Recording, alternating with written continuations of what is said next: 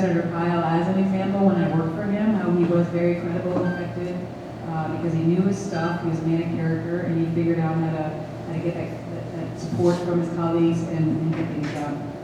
It's a very difficult time, and so I can't do it alone. All I can say is that I will provide that leadership when I represent people with CD2. I will certainly provide that climate of let's figure out how to solve these complex issues that are facing our country. We got to move the ball forward. I got endorsed by Michael Reagan in the last primary, and in the conversation I had with him on the phone, he said, you know, my father probably couldn't get through a nomination process in a primary right now. And he's kind of considered to be the example for all of us. But he understood that sometimes, like a football game, sometimes you go 7 yards and then you lose 3, and then you go another 5, and then but you keep sort of advancing the ball forward. So we need people who are principled enough, but also pragmatic on how we need to move the things of our nation forward, and that's what I intend to bring in DC. I'll do my best. Yes, ma'am. This is back to the Roosevelt line. Yes. You mentioned water. Yeah. Water cable. Yeah. What about the CAP water cables? Why is that not an option? I don't want to call myself an expert in it because this is very complex. I mean, I do know they've got the potential to be doing the cap extension that kind of comes in and provides that extension down to the Green Valley area. But there's also the other issues on the other side of the mountain where the mine's going to be, which is how it's going to impact the level and the quality of the aquifer. So there's two separate issues there, and I almost feel like I had to have a PhD to be able to understand all the different nuances of it. But again, there's the people who have studied it have enough concern of I think both sides of that, but the specifics are more on the aquifer side, especially if the cap extension project works to address the water issues on this side. Does anyone else want to educate me further on that? Does that make sense? Yeah, okay. The cap water is not going to be used by the mine. Right. The 1872 whatever it says, the mines have unlimited authority to draw from the aquifer. So all that's going to do is replace some of the water that they draw out of the aquifer. They're not going to be using the sea. Right, it was just more of an extension for not a direct replacement, but just sort of adding water to the southern community. Yes, sir. What is your output on our Second Amendment rights and gun control? I am a strong supporter of our Constitution and all the amendments, which includes our Second Amendment. My favorite gun is the 30 millimeter.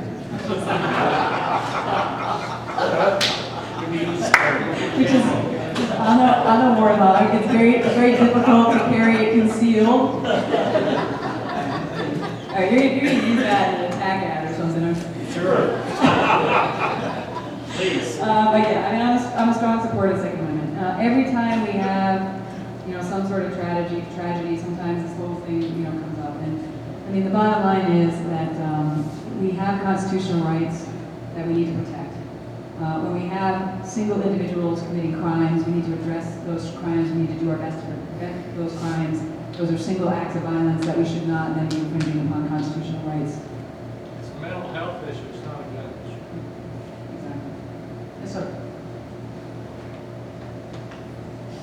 Colonel, thank you for coming and speaking with us this morning.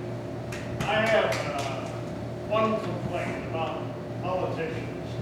A lot of well-intended Only people. one? A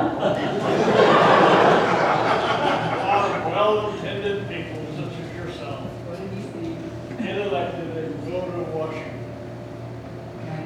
They're fine when they get there, but after a while, Lottery. they get drawn in this political bubble. They go along to get along. Now, we had a senator that was running for re-election that spoke in this building, and he said that he voted against the Canadian pipeline because there was something there. There was a rider in the bill that he didn't want passed, so he voted against the pipeline. Yeah. Now, to me, this is absolutely outrageous. Gas prices are going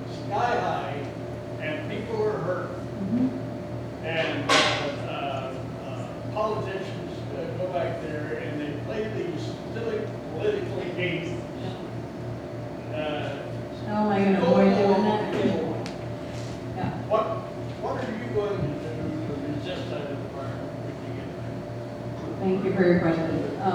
Having been on the Hill, I see some of the dynamics you're talking about, where you see a really good bill that then somebody tags on a really bad amendment to, and then you've got people voting that have to make a choice. Do I accept the bill or the bad amendment, or do I vote for the amendment of the bill? And a lot of that comes down to, again, for me, I'm representing the people of Southern Arizona. What do the people of Southern Arizona want when I'm voting for some of these bills that tag on everything that isn't always perfectly packaged, right? So you're always having to deal with the complexities of what's really in that legislation.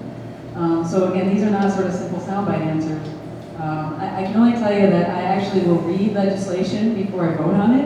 I have no idea. The other day, we're handing out 600 pages and we're going to vote that night. Yeah. No, I mean, that is just a process foul. I mean, yeah, we got some urgent issues facing our country, but there's nothing that urgent that you gotta do right that second. So that for sure. The second thing, and I get asked this question all the time, how are you gonna not become one of them when you go to DC? I mean, the only thing I can share with you on that is I've already shown that when I was in the military, and I was promoted 4 years ahead of my peers, and I was on track to be a general, basically. And even though it is a calling and a call to service, as many of you have seen, people still want to have a successful kind of career, and that, that mindset can certainly kick in, especially when you start, getting in the higher ranks. And there's a lot of people I've seen who they'll make choices just to be safe, so that they continue to, move up the ladder and protect themselves. So I can only give you the example of what I've already done, which is when faced with either staying on track to be a senior leader or standing up for what's right with very significant personal cost on the whole Burqa issue, I chose the latter. I chose to stand up for what's right. I chose to do the right thing. I mean, it's just the fiber of what I'm made of, and it is the reason I'm stepping up to serve again. The oath of office for a member of Congress is the same exact oath of office as a military officer. The same exact oath. To support and defend the Constitution of the United States against all enemies, foreign and domestic. That I bear true faith and allegiance to the same. That I take this obligation freely without any mental reservation or purpose of evasion. And I will well and faithfully discharge the duties of the office upon which I'm about to enter, so help me God. I have it in my heart. It's why I'm stepping up to serve again. And I consider this my next assignment. And all I can say is, if I get to a place where I have to make some difficult decisions in order to represent you, and it might come at a personal cost, that I've shown I'm willing to do that, and I'll do it again. Martha, is there any debates planned after this primary season? We plan to ask Mr. Barber to debate us many, many times. There still is a primary that he has a very contested primary he needs to get through. But our hope is that this is an important election for the future, and that the people of this district want to make sure they make a good choice for the future. So it's our intent to have debates, forums, town halls, I would say once a week between the primary and the actual election. And we hope that Mr. Barber will be willing to engage us and the community in order to have a dialogue so that people can make a good choice. So please, when you talk to his office, please encourage him when we offer that, to hopefully he can be available and will be desiring to participate. The gentleman was talking about an old mining law from the 1870s. I don't think we have any cards, phones, cell phones, iPads from that era. Why can't we update some of these antiquated laws? Yeah, absolutely. I mean, there's several antiquated laws in the book that that definitely need to be looked at. Again, will there be the political will to do that? When I get there, I'll do my best to make sure within our priorities that we got to deal with. That certainly is one that's on the list. To take a fresh look at some of these old laws and see if they need to be brought up to speed. Yes, sir. After you're elected, what would be your intent and what committees to serve on if you had a choice? Well, a lot of people right away think that I would want to be on the Armed Services Committee based on my background, right? But having been in Washington, D.C., and